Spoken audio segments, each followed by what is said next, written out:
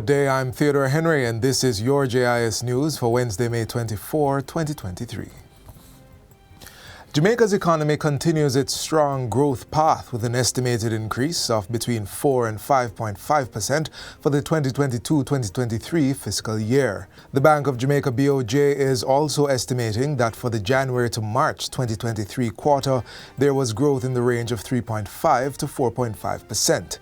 This is a faster growth rate than the 3.8% recorded for the preceding October to December 2022 quarter. BOJ Governor Richard Biles says there are also signs that the economy continues to expand for the April to June 2023 quarter. For the 2023-2024 fiscal year, gross domestic product (GDP) growth is projected in the range of 1 to 3%. The bank expects that this growth for the year will be largely driven by the resumption of production at the Jamaica alumina plant, supported by some improvement in agriculture and manufacturing production. Mr. Biles gave the update during the BOJ's semi-virtual media briefing on Monday. Prime Minister Andrew Holness has declined his salary increase under the new public sector compensation regime. Under the compensation review exercise, the Prime Minister's salary was set to move to $22.3 million, effective April 1, 2022, then $25.2 million April 1, 2023, and $28.5 million April 1, 2024. But during a press conference on Monday, Mr. Holness announced that his salary would remain at its current level of $9.16 million. I have directed the Transformation Implementation Unit to remove the Prime Minister's compensation from the new salary scale. The Prime Minister's compensation will therefore remain at its previous levels. To be clear, no retroactive payments will apply to the Prime Minister's pay. The Prime Minister reiterated that the compensation system was objective, logical, and designed to attract the best talent to public service. He, however, acknowledged public sentiments for the political directorate to show solidarity with the suffering of those in lower economic circumstances. There are those who genuinely feel that, politicians have a higher moral duty to act in concert and solidarity with those who are suffering. I am particularly moved by that argument. Meanwhile, government is set to implement several accountability measures for the political directorate. Prime Minister Andrew Holness says written job descriptions for members of parliament and ministers are already in place.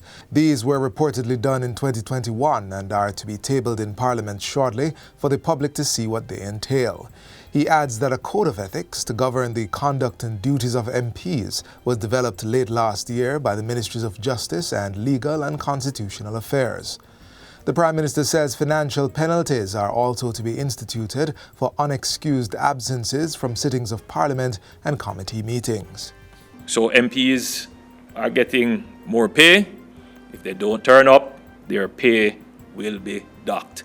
That will be implemented right away. The next phase is the productivity phase, which involves a new performance-based system and an accountability system.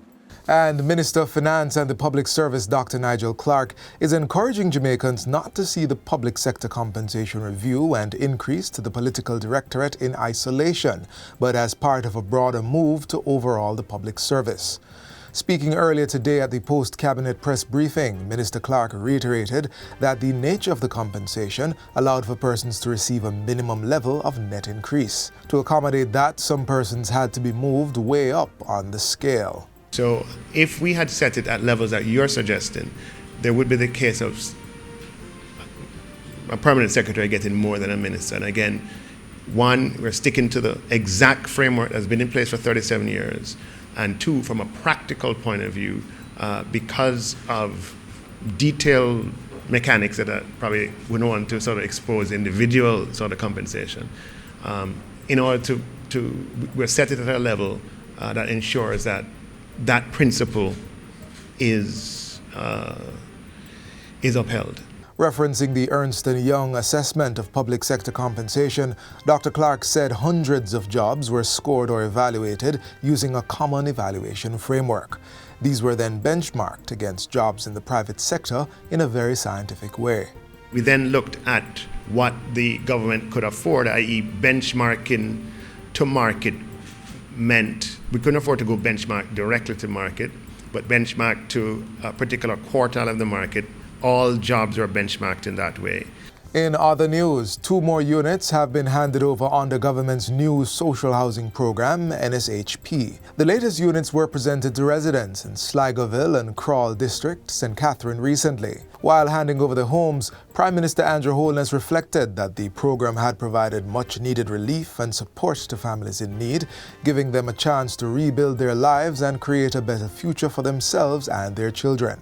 It is quite clear that this government, your government, focuses heavily on ensuring that the needy amongst us, the most vulnerable among us, that there is equity in ensuring that they get attention.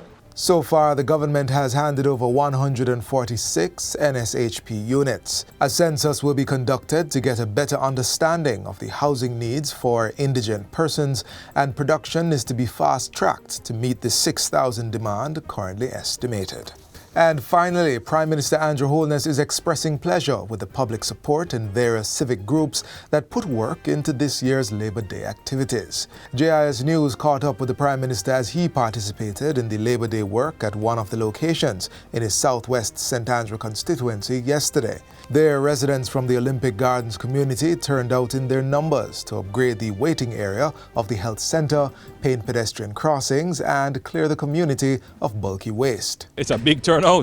I'm very pleased. A lot of the residents have come out. As usual, as is the case, those who are not actively participating in the improvements are giving support, and others are helping with food and refreshment. Residents also came out to support work in the South St. Andrew constituency of opposition leader Mark Golding. Mr. Golding joined the volunteers who showed up to carry out bushing and cleaning along roadways, as well as the clearing of debris from Unity Park and Frank Spalding Park. Among the projects was a facelift for the St. Simon's Basic School. The home of an elderly man on Collie Smith Drive also got a facelift, while construction on a new entrance to the Trenchtown Polytechnic College received well-needed aid.